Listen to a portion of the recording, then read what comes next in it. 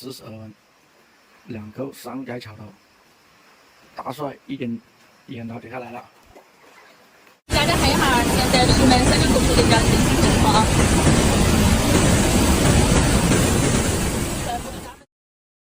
In just one night, the entire village disappeared under the raging water.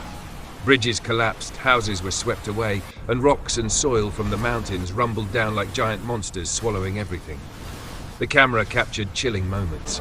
The echoing cries for help, the roofs being swept away, the smallness of people before the monstrous power of nature. This was no longer a normal flood. It was annihilation, a terrifying warning. Are you ready to see the whole shocking truth?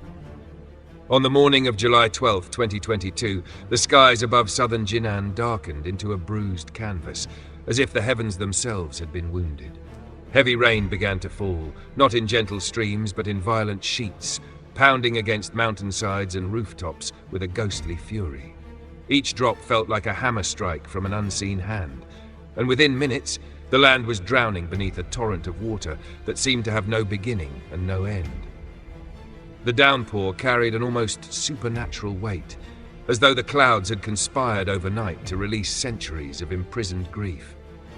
Mountains groaned under the assault, their slopes bleeding rivers of mud and stone, while valleys filled with water that churned like restless spirits set free. The river, usually a quiet lifeline threading through southern Jinan, suddenly became a monster awakened. Its surface boiled, waves slamming against its banks with terrifying force, its current no longer a steady pulse, but a violent surge that swallowed everything in its path. Locals described the roar as deafening, a sound like 10,000 voices crying out in anguish. The water moved with the persistence of ghosts, surging forward, rising higher, defying every human barrier. It was as though the river itself had grown resentful of its confinement and had chosen this moment to reclaim its dominion over the land. In the villages nestled near the foothills, fear spread like an unseen mist. Residents watched as the rain transformed familiar paths into rushing streams, as ditches overflowed and the ground disappeared beneath the flood. The mountains echoed with the sound of collapsing earth, and every rumble carried the dread of unseen landslides waiting to be unleashed. People clutched umbrellas that bent and twisted under the merciless wind, but protection was futile. Nature had shed its restraint. Each clap of thunder sounded less like weather and more like a war drum, marking the beginning of a siege. The rain did not relent. It struck the earth like a relentless drum beat, each note heavier than the last, flooding roadside stalls that had once been vibrant with color and life. Vendors who had begun their mornings selling fruit and hot meals now found their livelihoods swept away in ghostly streams, their stands collapsing into twisted heaps as though devoured by unseen jaws. To them it was not merely rain, it was a haunting, a visitation by forces far beyond human comprehension. In those hours, Jinan ceased to feel like a city and became a battlefield between human fragility and the wrath of nature. Water coursed through streets with the determination of an army, carrying debris, branches, and fragments of human lives. The downpour blurred vision, erased landmarks, and turned familiar streets into watery labyrinths. The city breathed in terror as the rain fell harder still, pounding with the rhythm of inevitability. And so, as the first chapter of this disaster unfolded, southern Jinan stood beneath a storm that seemed less like weather and more like a curse. Each drop carried with it not only the weight of water, but also the weight of dread, foreshadowing horrors yet to come. The people, huddled in their homes or running toward higher ground, felt it in their bones. This was not simply rain. It was the beginning of something ghostly, something monstrous, and something that would leave scars both visible and unseen. As the storm raged on, the fragile creations of humankind began to splinter and collapse, one after another, like toys abandoned in the path of a merciless tide.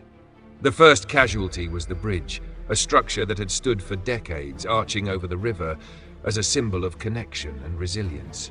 On July 12, 2022, it became a victim. The swollen current surged against its pillars, each wave crashing like a fist intent on destruction. Witnesses described the sound as a groaning lament, as though the bridge itself was crying out in agony before surrendering. With a final bone-chilling crack, the structure broke apart, its concrete spine twisting and vanishing beneath the black, frothing water.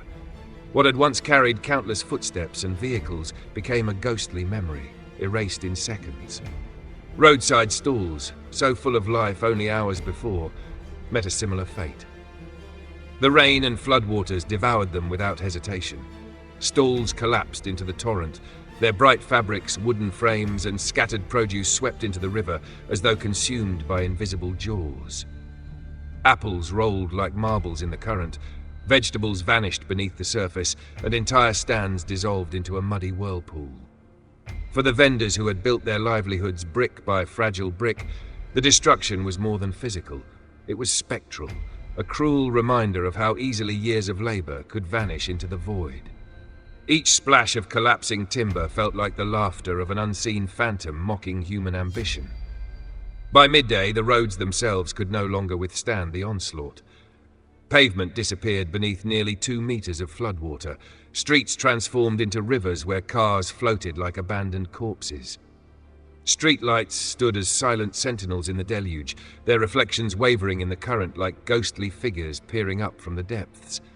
For drivers who had once trusted these roads, it was a chilling revelation. What had been safe and solid was now a trap. Engines sputtered and died, their metal shells submerged. Families trapped inside their vehicles pounded on windows in panic before abandoning their cars to the rising waters. The city, once defined by movement and connection, was paralyzed, its arteries clogged by water and wreckage. The destruction carried a psychological weight that matched the physical. People stood at the edges of flooded streets, staring at the submerged remains of daily life with hollow eyes. It was as though they were watching a funeral, not of a person, but of their city itself. Bridges, stalls, and roads were not just structures, they were memories, livelihoods, and the invisible fabric of human existence. To see them vanish under the torrent was to feel the hand of something vast and indifferent pressing down, whispering in ghostly tones that nothing built by man could endure forever. Southern Jinan, once alive with motion and color, had become unrecognizable. Roads turned to rivers, bridges to ruins, stalls to debris. Nature's fury left the landscape haunted, a place where absence spoke louder than presence. And for the survivors, each site of destruction etched itself into memory like a scar, a chilling reminder that what was lost could not be rebuilt in a day, or perhaps ever at all.